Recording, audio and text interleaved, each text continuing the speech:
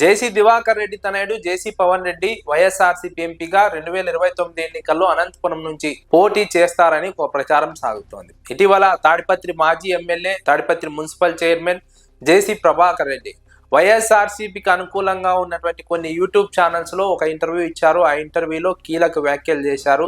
జేసీ పవన్ రెడ్డిని ఎంపీగా చూడటమే తన లక్ష్యమని, తన ఆశయమని, తన కళ అని మాట్లాడినటువంటి నేపథ్యంలో ఈ రెండు అంశాలకు సింక్ చేసి రాజకీయ విశ్లేషకులు అంచనా వేస్తున్నారు.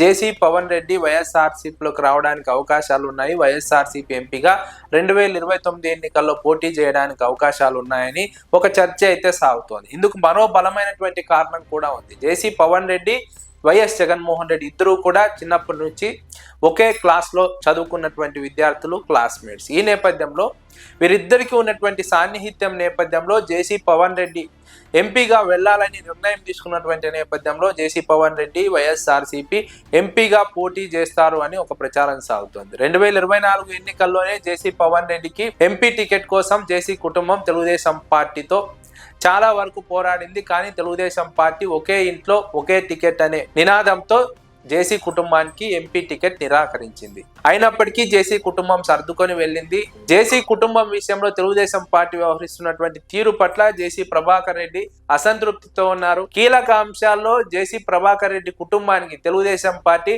మద్దతు ఇవ్వలేదని ఒక చర్చ సాగింది. 2019 నుంచి 2024 వరకు తీవ్రమైనటువంటి ఇబ్బందులు ఎదుర్కొన్న తమ కుటుంబానికి తెలుగుదేశం పార్టీ అధికారంలోకి వచ్చిన తర్వాత కీలకమైనటువంటి అంశాల్లో మద్దతుగా నిలవలేదు అని తెలుగుదేశం పార్టీ అధిష్టానం పట్ల జేసీ ప్రభాకర్ రెడ్డి కొంత అసంతృప్తితో ఉన్నారు. ఈ నేపథ్యంలోనే జేసీ పవన్ రెడ్డి వైఎస్ఆర్సీపీలోకి వస్తారు, ఎంపీగా పోటీ చేస్తారు అన్న ఒక చర్చ కూడా బలంగా సాగుతోంది. జేసీ పవన్ రెడ్డి కూడా ఎంపీగా వెళ్లాలని చాలా కాలంగా అనుకున్నారు. 2019 ఎన్నికల్లో తెలుగుదేశం పార్టీ అభ్యర్థిగా పోటీ చేశారు. కానీ వైఎస్ఆర్సీపీ వేవ్ లో జేసీ పవన్ రెడ్డి గెలవలేకపోయారు. 2024లో మళ్ళీ ట్రై చేశారు, కానీ అక్కడ సాధ్యం కాలేదు. తెలుగుదేశం పార్టీ జేసీ కుటుంబంలో 2 టికెట్ ఇవ్వడానికి ఒప్పుకోలేదు.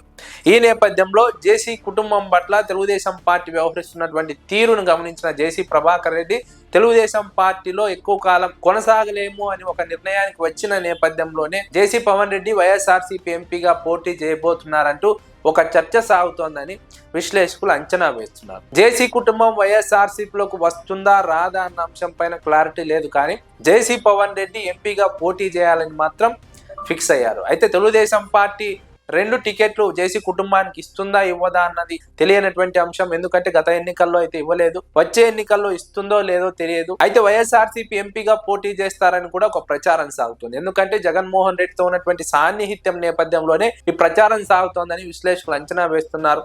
రాజకీయాల్లో ఏమైనా జరగవచ్చు. జేసీ కుటుంబం వైఎస్ఆర్సీపీలోకి రావచ్చు, జేసీ కుటుంబానికి వైఎస్ జగన్మోహన్ రెడ్డి 2 టికెట్లు ఇవ్వచ్చు, లేదా తెలుగుదేశం పార్టీలోనే కొనసాగవచ్చు, తెలుగుదేశం పార్టీని 2 టికెట్లు ఇవ్వచ్చు.